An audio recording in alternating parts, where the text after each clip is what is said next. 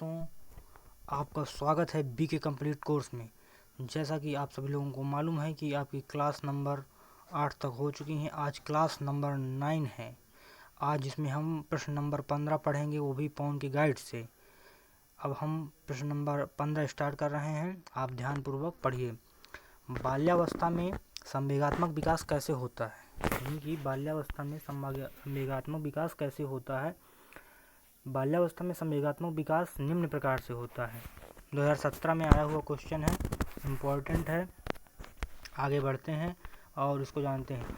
इस अवस्था में संवेग निश्चित हो जाते हैं। इस अवस्था में संवेग निश्चित हो जाते हैं, उनकी शक्ति भी कम हो जाती है। अब ये बालक को उतना उत्तेजित नहीं कर पाते जितना शैशवावस्था में करते हैं। बालक अपने संवेग परिवार में प्रदर्शित कर सकता है। बालक अपने संवेग परिवार में प्रदर्शित कर सकता है, परंतु विद्यालय में ऐसा नहीं हो पाता। विद्यालय का वातावरण बालक के संवेग को नियंत्रित करता है। विद्यालय का वातावरण बालक के संवेग को नियंत्रित करता है। तीसरा नंबर, यदि विद्यालय का वातावरण भय और आतंक पर आधारित है तो बालक को संवेगों का दमन करना पड़ता है। इसके विपरीत स्वतंत्र वातावरण में बालक के व्यक्तित्व का स्वस्थ विकास होता है। यानी कि यदि विद्यालय का वातावरण भय और आतंक पर आधारित है तो बालक को संवेगों का दमन करना पड़ता है।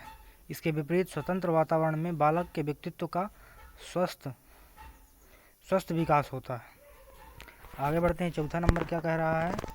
चौथे नंबर में है बालक अपने व्यवहारों में शिष्टता प्रदर्शित करता है।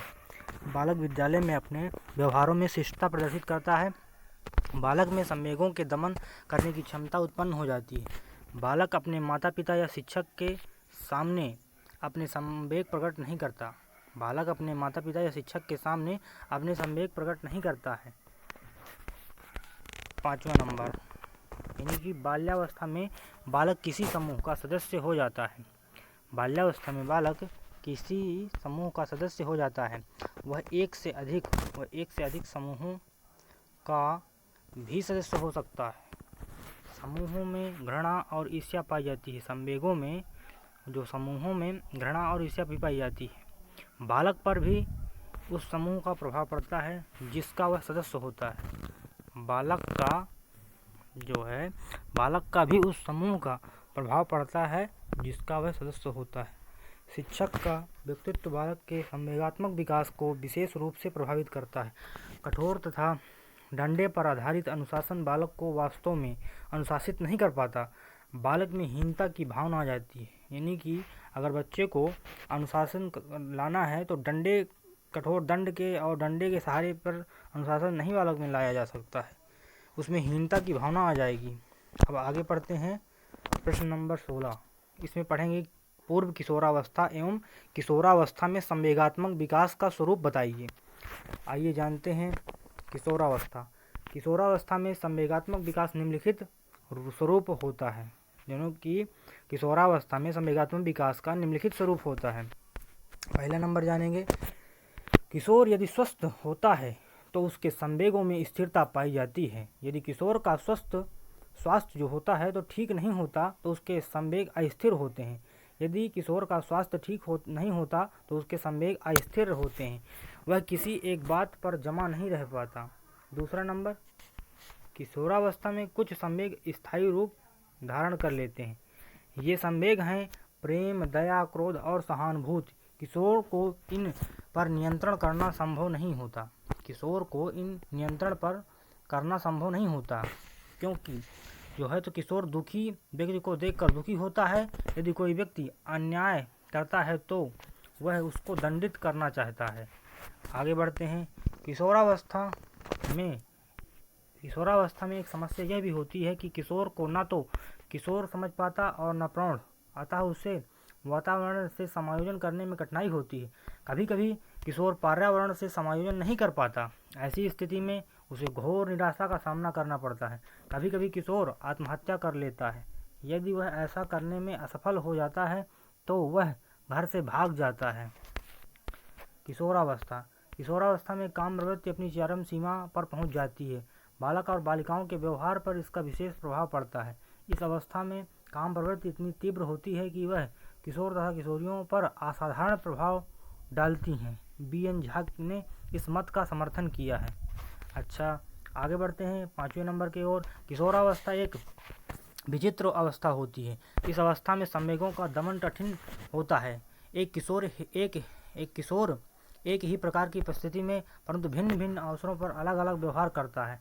यदि एक अवसर पर उसे कोई बात प्रसन्न कर देती है तो यह भी हो सकता है कि दूसरे अवसर पर उसी बात से उदास हो जाए।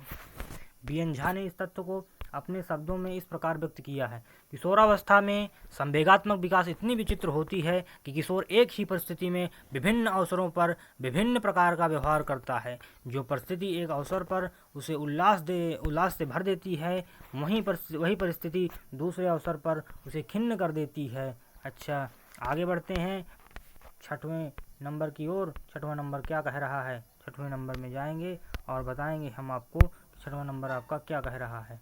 चलिए, इस अवस्था में किशोर की रुचियों में वृद्धि हो जाती है। इस अवस्था में किशोर की रुचियों में वृद्धि हो जाती है।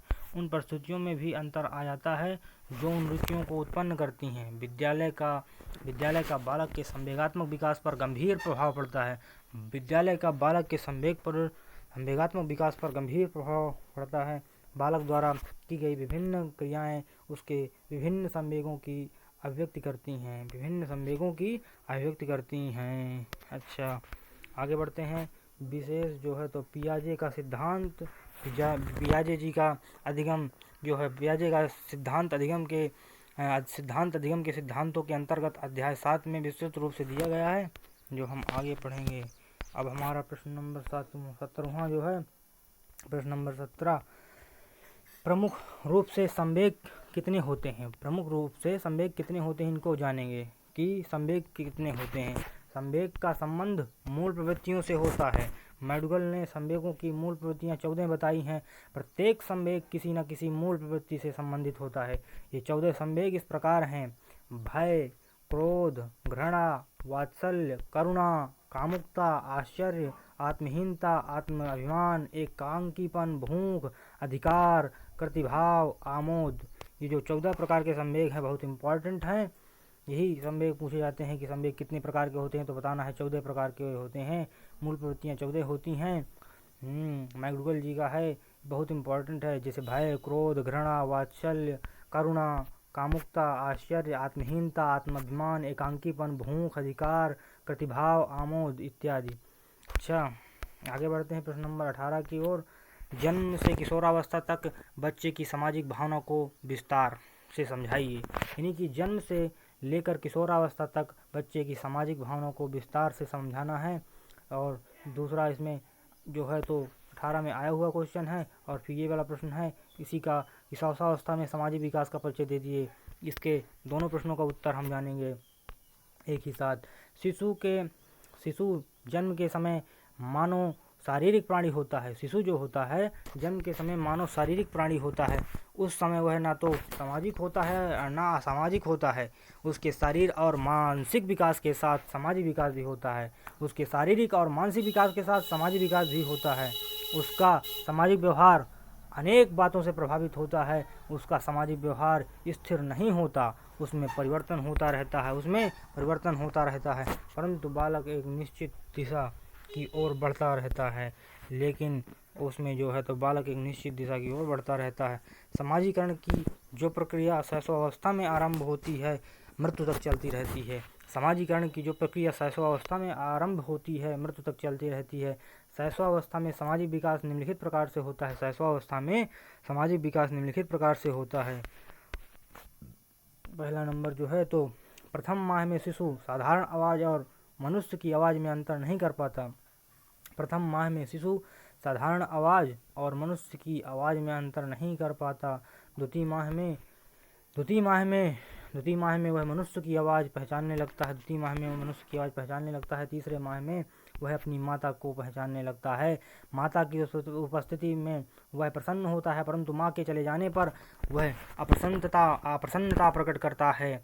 और चौथा जो है तो चौथे माह में शिशु किसी व्यक्ति को आते देखकर प्रसन्न होता है। यदि उसके साथ कोई खेलता है तो वह प्रसन्न होता है। पाँचवें माह में वह क्रोध और प्रेम में अंतर समझने लगता है कि क्रोध कर रहा है कि कोई प्रेम कर रहा है समझने लगता है। यदि कोई क्रोधित होता है तो वह डर जाता है, यदि कोई उसे दुलारता है, प्यार देता है तो वो हंसता खिलखिलाता है। और छठवां नंबर, छठे माह में, छठा माह जो होता है छठे माह में जानेंगे। छठे माह में वह परिचित व्यक्तियों को पहचानने लगता है, परिचित व्यक्ति को देखकर वह प्रसन्न होता है, अपरिचित व्यक्ति को देखकर वह सहम जाता है। सातवें माह में, सातवां नंबर जो है उसमें 8वें माह की चर्चा की गई है। 8वें माह में शिशु बोले गए शब्दों का अनुकरण करने लगता है।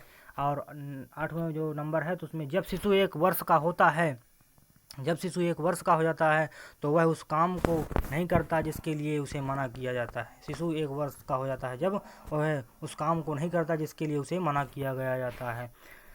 9 नंबर में दिया गया है कि जब शिशु 2 वर्ष का हो जाता है तो वह वयस्कों के साथ कुछ न कुछ कार्य करने लगता है। यानी कि 2 वर्ष का बालक अपने साथ में कुछ न कुछ जो लोग करते होते हैं तो उनके साथ में कुछ काम बटाने लगता है, कुछ न कुछ करने लगता है। और जब शिशु 3 वर्ष का हो जाता है तो वह अन्य बालकों के साथ खेलना चाहता है। इस प्रकार उसका अन्य बालकों के साथ समाजीकरण संबंध स्थापित हो जाता है। और 11 नंबर में दिया गया है कि जब बालक 3 वर्ष का हो जाता है तो उसका सामाजिक व्यवहार उस तक ही सीमित हो रहता है। जबकि जब 3 वर्ष का हो जाता है तो उसका सामाजिक व्यवहार जो है तो उस तक ही सीमित रहता है। विद्यालय जाने पर उसके व्यवहार में परिवर्तन आ जाता है। शिशु सामाजिक जीवन में भाग लेना आरंभ कर देता है, जो है वह नए सामाजिक संबंध बनाता है।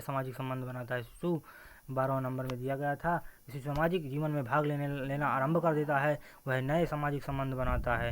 और प्रश्न नंबर 19 नंबर पढ़ेंगे, इम्पॉर्टेंट है, बाल्यावस्था में सामाजिक विकास किस प्रकार होता है। यानी कि बाल्यावस्था में जो है तो सामाजिक विकास किस प्रकार होता है जानेंगे। बाल्यावस्था में सामाजिक विकास किस प्रकार होता है। बाल्यावस्था में निम्न प्रकार से होता है। पहला नंबर, जब बालक विद्यालय जाना आरंभ करता है तो उसे एक नया वातावरण मिलता है। वह इस वातावरण में अनुकूलन करना सीख जाता है। और फिर दूसरे नंबर में दिया गया है, जब बालक वातावरण से अनुकूलन करना जान जाता है तो उसका विकास आरंभ हो जाता है, उसमें अनेक गुण आ जाते हैं। और तीसरे नंबर में जानेंगे कि क्या कह रहा है। तीसरा नंबर जो है, जब बालक विद्यालय जाने लगता है तो वह किसी न किसी टोली का सदस्य हो जाता है। वह उसी टोली के आदर्शों को पालन करता है। इसके बाद चौथा नंबर जो है तो जानेंगे चौथा नंबर में क्या बताया गया है। बालक अपने समूह के प्रति वफादार होता है। बालक उसी प्रकार के वस्त्र पहनता है वैसे ही आचार विचार रखता है जैसे उसके समूह की इच्छा होती है। जब बालक किसी समूह का सदस्य हो जाता है तो उसमें नेतृत्व का उत्साह के गुण आ जाते हैं। इसके बाद है छठवां नंबर, इस अवस्था में बालक अपने शिक्षक के प्रति विशेष सम्मान की भावना रखता है। बच्चा जो होता है तो अपने शिक्षक के प्रति विशेष सम्मान की भावना रखता है, परंतु अन्य बालक यदि शिक्षक का परिहास करते हैं तो वह पीछे नहीं रहता। परंतु अन्य बालक यदि शिक्षक का परिहास करते हैं तो वह भी पीछे नहीं रहता। बालक इस अवस्था में वे ही कार्य करता है जिनमें उसकी विशेष रुचि होती है, परंतु बालकों और बालिकाओं की रुचियाँ भिन्न होती हैं। रुचियाँ होती हैं तो भिन्न होती हैं। 8वां नंबर होता है, इस अवस्था में बालक का व्यवहार या तो अच्छा हो सकता है या बुरा। प्रायः बालक इस अवस्था में वे कार्य करता है जिनका कोई औचित्य नहीं होता। अब क्वेश्चन नंबर 20 जो है तो हम अगली क्लास में पढ़ेंगे, क्लास नंबर 10 जो होगी उसमें पढ़ेंगे। और हमारा क्लास आज यहीं से समाप्त होता है। तो बीके कंप्लीट कोर्स आपका तहे दिल से धन्यवाद करता है। लाइक करें, सब्सक्राइब करें। आपको रेगुलर इसी तरह के कंटेंट वीडियो मिलेंगे जो आपकी डीएलएड परीक्षा में पूर्णतः आधारित होंगे। पवन की गाइड से हम कराएंगे, बहुविकल्पी प्रश्न कराएंगे। जय हिंद, जय भारत, वंदे मातरम।